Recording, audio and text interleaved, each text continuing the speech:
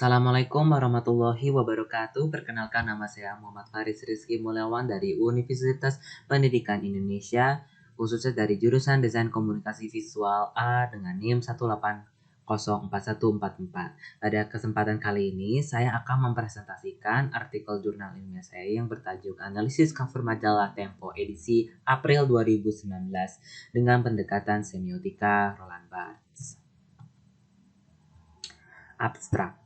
Artikel ini dibuka dengan abstrak yang dimana berisikan media cetak seperti majalah adalah sebuah buku yang membuat sekumpulan teks yang berupa esai, artikel, cerita puisi, terkadang mengandung ilustrasi yang sebagai pendamping teks yang bertujuan untuk menghibur, mempromosikan sesuatu dan memberikan petunjuk. Agar dapat majalah dibeli oleh pembaca, sebuah majalah harus memiliki daya tarik yang dapat menunjukkan identitas guna membedakan dari majalah pesaing. Dan identitas tersebut dapat ditempatkan pada sampul majalah atau cover. Pada penelitian ini, penulis akan menganalisis sampul majalah Tempo edisi April 2019 yang bertajuk Satwa Ilegal Taman Safari dengan menggunakan teori semiotika Roland Barthes. Dalam penelitian ini, penulis menggunakan metode penelitian kualitatif deskriptif dengan pendekatan studi literatur. Data-data yang dikumpulkan berasal dari majalah Tempo, buku, dan artikel jurnal yang berkaitan dengan keilmuan desain grafis, majalah, ilmu semiotika, serta informasi tambahan seperti sejarah majalah Tempo dan Taman Safari Indonesia. Hasil dari penelitian ini diharapkan agar dapat memahami makna dari tanda-tanda yang terdapat pada sampul majalah Tempo edisi April 2019. Dengan kata kunci yaitu majalah, sampul majalah, Tempo, semiotika. Berikut ini adalah pokok-pokok yang terdapat pada pendahuluan artikel jurnal dimulai dari komunikasi massa yang dimana terdapat 4 tahap yaitu komunikasi interpersonal, komunikasi kelompok, komunikasi publik, dan komunikasi organisasi yaitu komunikasi massa yang dimana majalah merupakan bagian dari komunikasi massa untuk penyampaian informasi. Selanjutnya ada kajian pustaka yang dimana materi-materi atau sumber yang saya temukan dari buku elektronik, lalu jurnal artikel lainnya, dan website atau blog yang sebagai pendukung dari penelitian ini. Dan dimulai dari desain grafis yang merupakan sebuah bentuk komunikasi visual yang digunakan untuk menyampaikan pesan atau informasi kepada audiens. Yang pesan itu disampaikan merupakan ide yang dimana dieksekusi melalui visual-visual yang kita rancang di cover majalah tersebut. Dan di cover majalah tersebut identitas yang perlu atau unsur-unsur yang perlu kita tampilkan dalam majalah itu ada masthead yang dimana merupakan logo majalah Tempo di situ dicantumkan di situ, lalu ada main cover line, terdapat headline utama untuk majalah, lalu ada focal point yang dimana majalah ilustrasi dari majalah tersebut, lalu menjelaskan mengenai Taman Safari Indonesia yang dimana Taman Safari Indonesia itu dulunya merupakan bekas lahan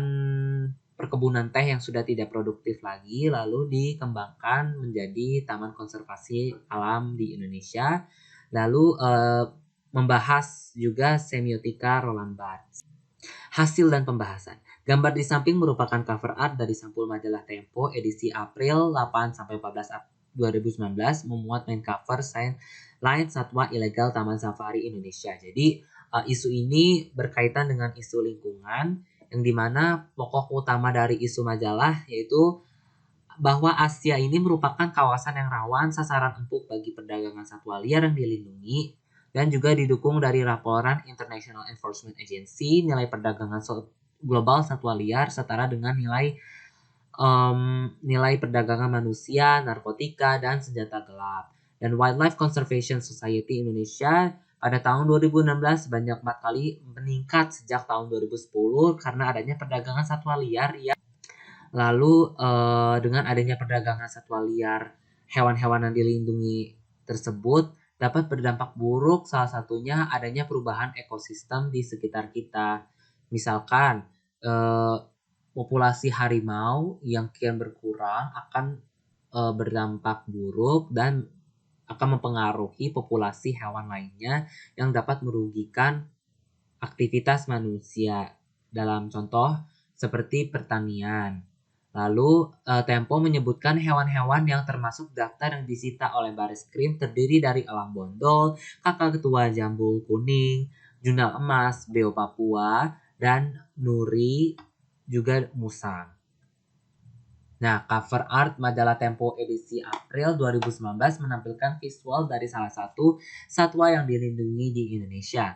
Harimau Sumatera berlatarkan warna putih yang menunjukkan kesan kesederhanaan. Masthead terdapat logo Tempo yang berubah menjadi warna hijau menyesuaikan dengan topik yang dibahas yaitu berkaitan dengan isu lingkungan, serta main cover line satwa ilegal Taman Safari ditulis dengan warna hijau juga dalam full capital menunjukkan rasa ketegasan.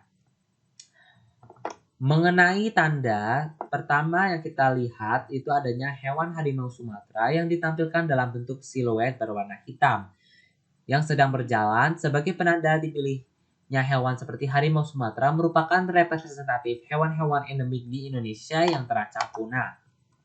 Lalu tanda 2, hewan-hewan yang ditampilkan adanya unsur-unsur desain seperti garis besar dan garis kecil yang renggang menandakan sebuah barcode sebagai mana sering kita temukan di bagian belakang produk-produk makanan di supermarket. Lalu wujud denotatif yang ditampakkan adalah hasil penerapan dari teori Gestalt, yaitu adanya visual hewan harimau, lalu adanya tanda-tanda garis besar, garis kecil yang renggang itu seperti barcode yang dimana menunjukkan kedua makna konotatif yang dimana para pelaku perdagangan satwa liar yang dilindungi itu menganggap para hewan yang dilindungi hanya sebagai objek perdagangan, bukan sebagai makhluk hidup yang berhak untuk hidup di alam bebas. Dan mitosnya itu ya sebagaimana artikel pada majalah mengenai satwa ilegal Taman Safari Indonesia, yang sebagaimana kita ketahui Taman Safari Indonesia itu merupakan taman konservasi satwa-satwa liar yang terbesar di Indonesia dan menjadi destinasi para wisata favorit bagi para keluarga ketika liburan gitu. Namun kenyataannya itu sangat mengecewakan dan sangat disayangkan. Taman konservasi sebesar Taman Safari Indonesia itu dalam majalah itu dilaporkan terduga melakukan transaksi satwa tersebut tidak melalui prosedur yang legal seperti itu, dan hewan-hewannya yang sudah disebutkan tersebut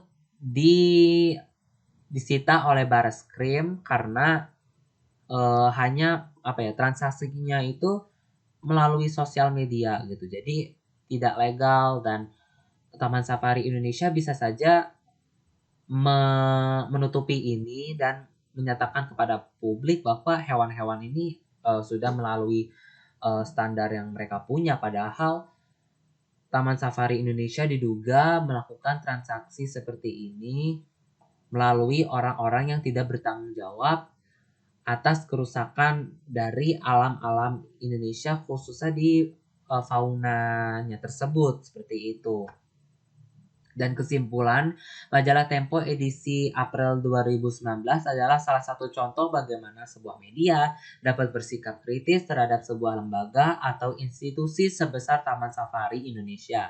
Secara keseluruhan, desain dari sampul majalah ini sudah sangat tepat pesan yang ingin disampaikan kepada pembaca, khususnya pembaca majalah Tempo.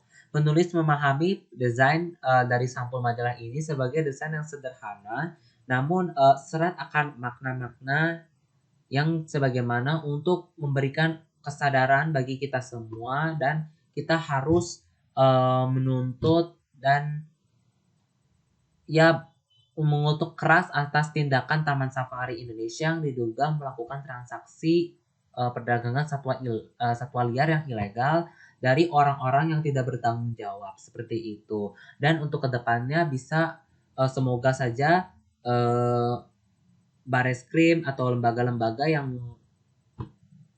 bertanggung jawab untuk menjaga alam Indonesia lebih baik lagi dan hewan-hewannya dapat dilindungi secara hukum, secara negara seperti itu gitu.